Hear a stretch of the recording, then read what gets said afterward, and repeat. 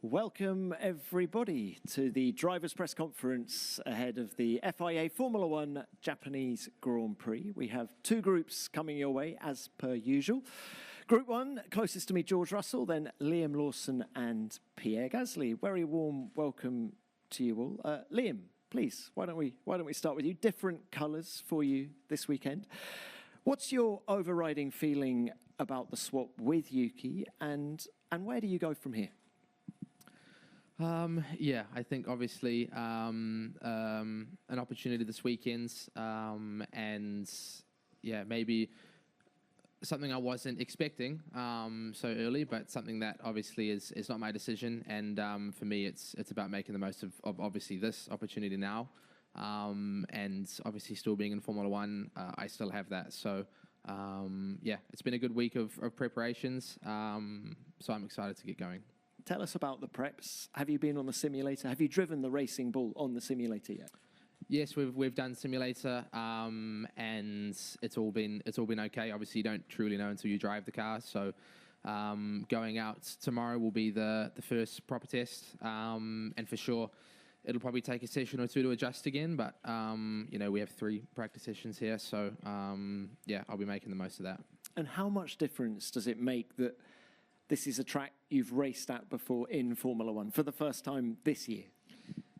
That was, what I was obviously looking forward to from the start, to be honest, to go to a track that I've been to before, just to have a proper sort of preparation, and I now have that. So, it's exciting to be here. It's a track that, I think we all like as drivers, and it's one of my favorite tracks to drive on. So, I'm very excited. And you had a nice warm-up yesterday in Tokyo at the show car run. Just tell us about that. Yeah, that was cool.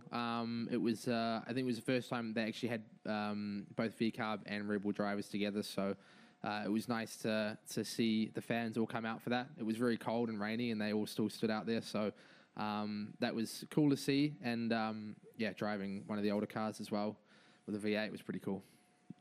All right. Good luck this weekend. Thank you. Thank you, Liam. Pierre, can I bring you in on this? Can we just start by talking about 2019? You made the mid-season swap from Red Bull to Toro Rosso. What are your observations? What are your thoughts on what's happened at Red Bull with Yuki and Liam this week? Don't remember 2019. Any thoughts on what's happened this week?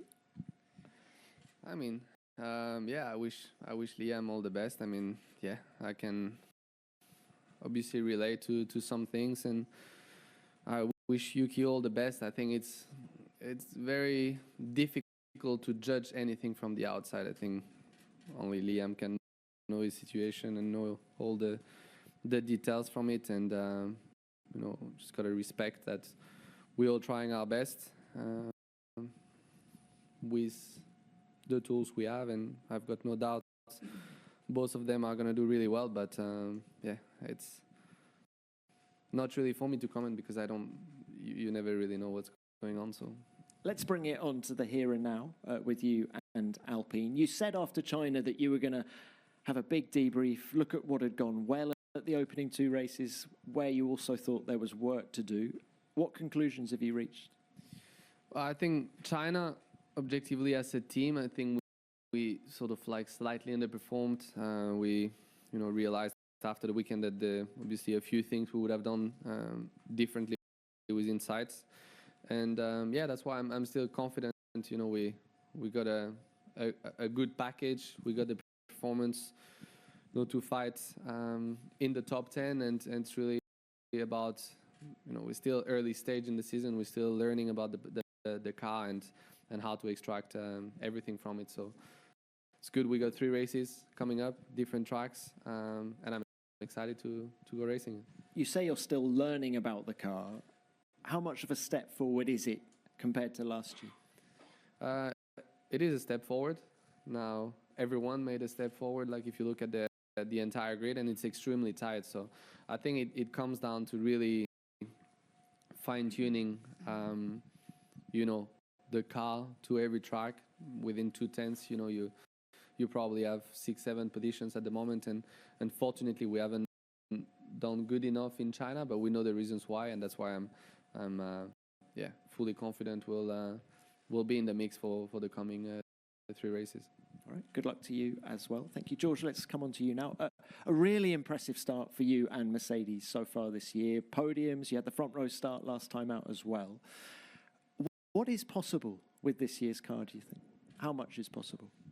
Yeah, I mean, obviously the first 2 races have been great, 2 podiums, and we couldn't really have hoped for much more. I think we also have to be realistic. We are only 2 races into a long season, and I don't think probably Ferrari and maybe Red Bull have maximised their potential as yet. So we don't want to get carried away thinking this is possible week in, week out.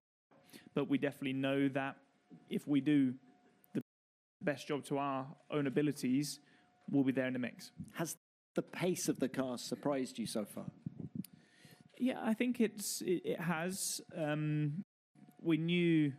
We know in qualifying we've always been pretty strong, but I think it was quite refreshing in China to see that our race pace was also pretty decent, and we were the second fastest team in China, and there was a lot of positives to take away. So, we go to Japan, which was probably one of our worst races last year, so it'll be quite an interesting test to see if we've improved the car compared to this time 12 months ago. Just final one from me. Toto was very positive about your performance in China. How much of a shot in the arm is it for you to know that the boss has got your back? Yeah, I mean, I know he's always got my back, to be honest. People like to see things publicly. I don't read what is said in the press or on social media. So for me, I only found out about this morning when somebody told me. Of course, it's good to hear, but I know that he's always supported me, had my back, and believes in me, and that's the most important, is what is happening internally rather than what is shown to the world. And I know that I've got everybody's support. We're in this all together. We're all fighting for the same common goal, and it's an exciting moment for us. All right, good luck to you this weekend as well. Let's open this to the broadcasters. Who's first, please? Craig, yeah. Craig Slater, Sky Sports F1. A question for George, and just picking up on that. Clearly, obviously, there are some contract negotiations you need to embark on at some point. If the season turns out as you'd wish, with maybe a title challenge, would it be a good idea to try and get that done sooner rather than later, so it doesn't, I suppose, get in the way of that? From my side, there's no stress whatsoever regarding a contract. Ultimately, contracts are in place in Formula One, and things change very quickly. And I believe in myself. You have to perform, and it's pretty much as simple as that. And when it comes down to contract discussions, I think with us in the past, with Toto, it's taken no more than 24 hours to have the conversation, and it goes to the lawyers, and we get something in place. So, there is no rush from my side. There's no concerns. There's no pressure. I'm enjoying where I'm at in the sport right now and enjoying my performance and just enjoying going racing. And that's the number one priority right now. Thank you, George. Next one, please. Mara, Sky Sport Italy, a question to Liam. Liam, do you expect you will immediately find the same good feeling you had already with the Racing Bull car?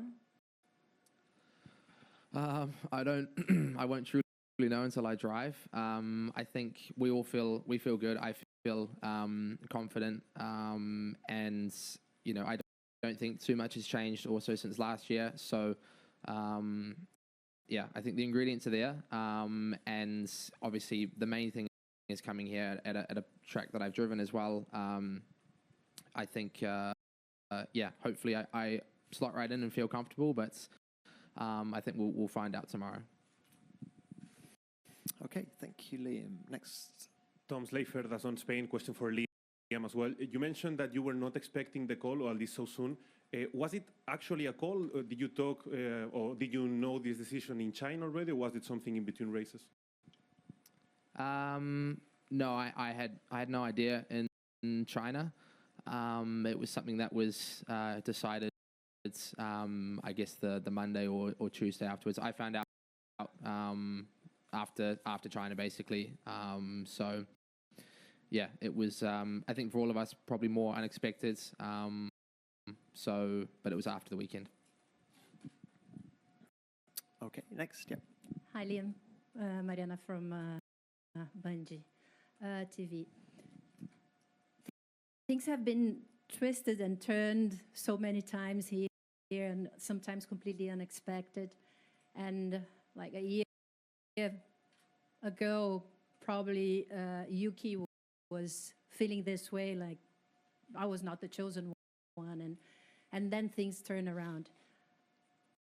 For the future, do you think you can expect, maybe if you have a very, very good year, to have this change again? Do you think about that or not? Like going back to Red Bull or turning the table? I think we know how Formula One is and how quickly things change. I mean, if I look back a year ago, I had no seat. I was here a year ago watching and wishing I was racing. Then I had the opportunity to race at the end of last year and the opportunity then to go to Red Bull Racing. So a lot has happened in 12 months. So for me, the main thing is being in a car. I have the opportunity to obviously prove why I belong here, and that's what I'll try and do, and that's what I do every single time I get in the car.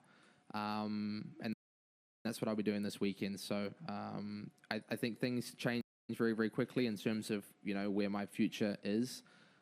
I don't know, and for me, the only way I can control that is by driving fast. Thank you. Next one. Hello, Margot Lafitte, Canal Plus. Question for Liam. Can you talk us through the way the situation was presented to you? Was it like a done deal, or was it explained, justified? It was more of a done deal, I would say. It was, yeah. I mean, so I guess I left China, starting preparations for Japan, and basically I had a phone call basically saying that this was what was going to happen. So yeah. Okay. Any more broadcasters? Yeah, Mara? A question to George. George, when people talk about title, your name is often not there. Do you feel like